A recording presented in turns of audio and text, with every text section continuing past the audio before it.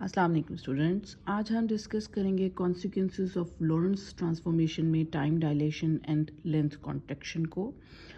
Time dilation में हम बात करते हैं कि हमारे पास दो इनर्शियल फ्रेम ऑफ रेफरेंस हैं जिसको हम एस और एस डैश कहते हैं, और जो एस है वो जो एस फ्रेम ऑफ रेफरेंस है वो रेस्ट पे है, जबकि एस डैश जो है वो मूव कर रहा है वेलोसिटी v के साथ। इसके साथ साथ हम कहते हैं कि हमारे पास जो एस डैश फ्रेम में एक्स एक्सिस के अलोंग हमने एक क्लॉक प्लेस की हुई है, ठीक है, और वो अकॉर्डिंग टू द ऑब्जर्वर जो कि एस डैश में है उसके अकॉर्डिंगली वो रिलेटिव रेस्ट पर है। और ये जो एस डैश फ्रेम है वो मूव कर रहा है विद द वेलोसिटी v, लेकिन अगर जैसे हम उस फ्रेम ऑफ रेफरेंस में बात करते हैं तो जो एस डैश फ्रेम में जो ऑब्जर्वर है उसके मुताबिक जो क्लॉक प्लेस है वो रिलेटिव रेस्ट पे है, जबकि जो पूरा frame of reference S dash है वो मूव कर रहा है with the velocity v relative to the observer जो कि फ्रेम एस पे है। यानी एस वाला फ्रेम पे जो ऑब्जर्वर है वो रेस्ट पे है और उसके मुताबिक एस डैश जो फ्रेम जो है वो वेलोसिटी v के साथ मूव कर रहा है, जबकि जो ऑब्जर्वर एस डैश में मौजूद है उसके मुताबिक वो क्लॉक रेस्ट पे है, लेकिन एस ऑब्जर्वर के मुताबिक वो क्लॉक और वो जो एस डैश वाला ऑब्जर्वर है वो दोनों रिलेटिव मोशन में है, जबकि क्लॉक और एस डैश दोनों एक दूसरे के मुताबिक रिलेटिव रेस्ट पे हैं। और इसके साथ साथ हम एक ऐसा इंस्टेंट लेते हैं जो कि दो ऑब्जर्वर्स नोट करेंगे टाइम उस क्लॉक पे जिसको T1 और T1 डैश के नाम से साइमल्टेनियसली दोनों ऑब्जर्वर्स जो है वो नोट करेंगे। T1 वो टाइम होगा जो कि एस फ्रेम ऑफ रेफरेंस के मुताबिक ऑब्जर्व किया जा रहा होगा, T1 डैश वो टाइम होगा जो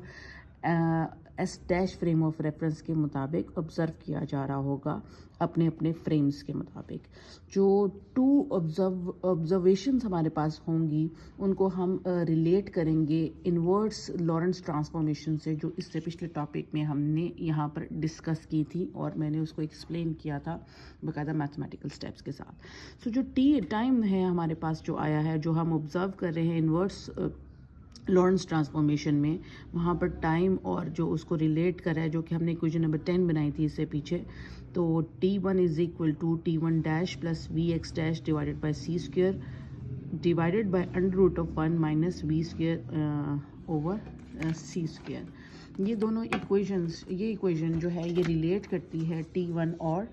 T2 को। T1 एंड T1 डैश के मुताबिक दोनों ऑब्जर्वर्स की जो है वो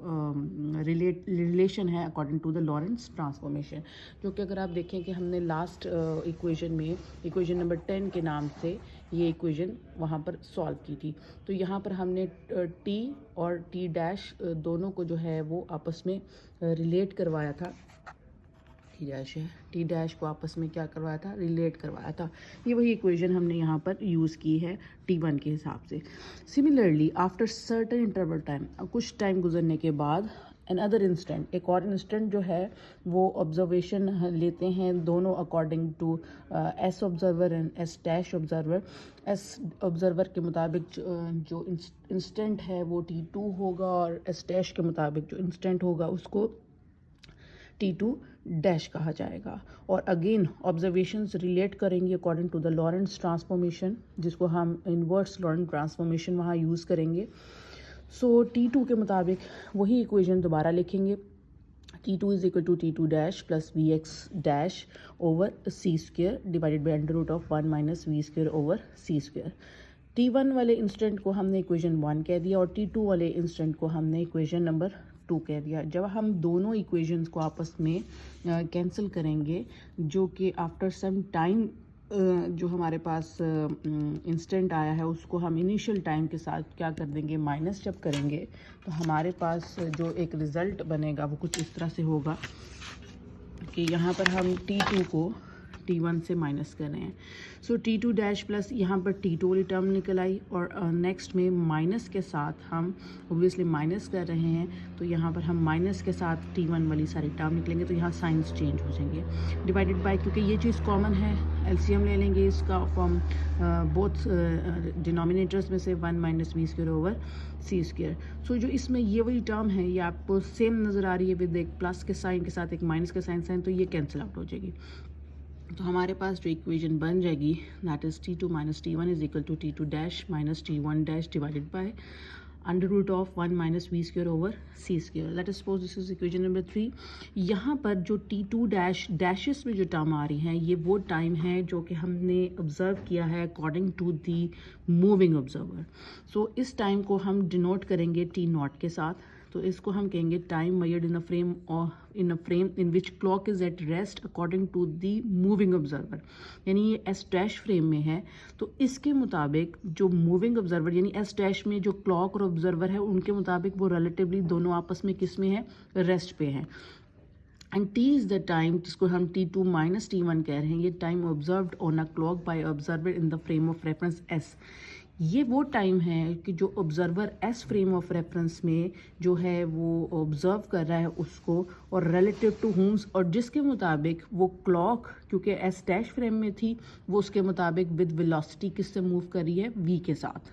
ठीक है, सो हम यहाँ पर ये वाली सब्स्टिट्यूशंस को अगर इक्वेशन नंबर 3 में सब्स्टिट्यूट करते हैं तो we get T is equal to T0 under root of divided by under root of 1 minus v square over c square. It is equation number 4 और ये आपको बता रही है it is the relative time dilation which shows the time interval is elongated with the increase of speed of clock. यहाँ से हमें ये पता चलता है कि टाइम में डायलेट आएगी जैसे जैसे अगर कोई ऑब्जर्वर मूव कर रहा है उसकी स्पीड बढ़ती जा रही है, तो उसके लिए टाइम जो है वो लंबा होता जाता है। टाइम डायलेशन मतलब टाइम में डिले आता जाता है, टाइम एलोंगेट करता जाता है अगर कोई भी ऑब्जर्वर स्पीड ऑफ लाइट से मूव करता है। और इसकी हमने प्रीवियस क्लासेस में ये भी पढ़ा था कि अगर कोई भी ऑब्जर्वर स्पीड ऑफ लाइट को अप्रोच कर लेता है तो उसके लिए टाइम बिकम्स इन्फिनिटी, वो इन्फिनिटी हो जाता है। लेंथ कॉन्ट्रैक्शन जो है स्टूडेंट्स, वो नेक्स्ट हमारी जो कंक्लूजन्स थी इस लॉरेंट्ज ट्रांसफॉर्मेशन उसमें हम इसको डिस्कस करेंगे। यहाँ पर भी हम वही बात करेंगे कि हम दो इनर्शियल फ्रेम ऑफ रेफरेंस लेंगे एस एंड एस डैश, और एस जो है वो रेस्ट पे है अकॉर्डिंग टू एस डैश, और एस डैश जो है वो मूव कर रहा है विद यूनिफॉर्म वेलोसिटी। और यहाँ पर हम देखेंगे कि एक रॉड जो है वो प्लेस्ड है अलोंग एक्स एक्सिस और in frame S dash, so it is at relative to the observer in S dash and moves with the velocity v relative to the observer S। यानी कि एक rod हमने रखी है जो कि S dash frame of reference में है और S dash के मुताबिक वो रेस्ट पे रहेगी, लेकिन क्योंकि वो फ्रेम ऑफ रेफरेंस मूव कर रहा है तो S ऑब्जर्वर के मुताबिक वो किस में होगी, रिलेटिव वेलोसिटी पे होगी, यूनिफॉर्म वेलोसिटी के साथ मूव करी होगी। और at any instant T observer S जो है वो नोट करता है and position of the rod on the scale that is XY and x2। ठीक है, उसके मुताबिक वो जब ऑब्जर्व करेगा उसकी पोजीशन वो होगी x1 and x2, while the observer जो s डैश में होगी उस वो नोट करेगा उसकी पोजीशन को x1 dash and x2 dash के हिसाब से। तो x1 and x2 at the same instant, ठीक है जी, दोनों ऑब्जर्व करेंगे उसको एक सेम टाइम के ऊपर। So observations are related to by the Lorentz transformation जो कि हम previous find out करके आए हैं, that is x dash is equal to x1 dash is equal to x1 minus vt divided by 1 minus v square over x minus vt divided by under root of 1 minus v square over c square। And इससे next पे हम जो लेंगे that is x2 dash is equal to x2 minus vt divided by under root of 1 minus v square over c square. Time जो है वो हमने inverse Lorentz transformation में फाइंड आउट किया था, यहाँ पर हम सिर्फ लॉरेंट्ज ट्रांसफॉर्मेशन यूज़ करेंगे और अगेन इसमें हम वही स्टेप्स यूज़ करेंगे कि हम इक्वेशन नंबर 2 से इक्वेशन नंबर 1 को क्या करेंगे, माइनस करेंगे। और जब हम इसको यहाँ पर माइनस करेंगे तो आप देखें कि ये जो टर्म्स ये साइंस हैं ये आपस में चेंज हो जाएंगे, तो माइनस जो है वो दूसरे प्लस के साथ कैंसिल आउट हो जाएगा, तो जो रिमेनिंग हमारी टर्म रह जाएगी वो कुछ ऐसे होगी। और x2 dash minus x1 dash वो वाली लेंथ होगी हमारी जो ऑब्जर्व हो रही है according to the observer S, जो कि जिसके मुताबिक जो रोड है वो रिलेटिव वेलोसिटी वी के साथ मूव कर रही है, और एल नॉट वो वाली लेंथ होगी जो एस डैश ऑब्जर्वर के मुताबिक होगी, जिसके अकॉर्डिंगली रिलेटिवली वो रोड किस पे होगी, रेस्ट पे होगी, जिसको हम एल नॉट से शो करेंगे। ये दोनों वैल्यूज इक्वेशन नंबर 3 में सब्स्टिट्यूट करें तो आपके पास जो इक्वेशन बनती है that is L naught is equal to L divide by 1 minus we square over C square,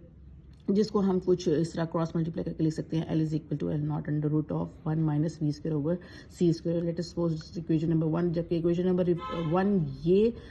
हमें बता रही है कि जैसे जैसे हम स्पीड बढ़ाते जाते हैं तो हमें उस रॉड की लेंथ जो है वो डिक्रीज़ होती नज़र आ रही होगी। तो इसके मुताबिक ये है कि अगर कोई भी बॉडी अप्रोच करती है स्पीड ऑफ लाइट को तो उसकी जो लेंथ है उसमें कॉन्ट्रैक्शन आती जाती है। ओके जी, थैंक यू।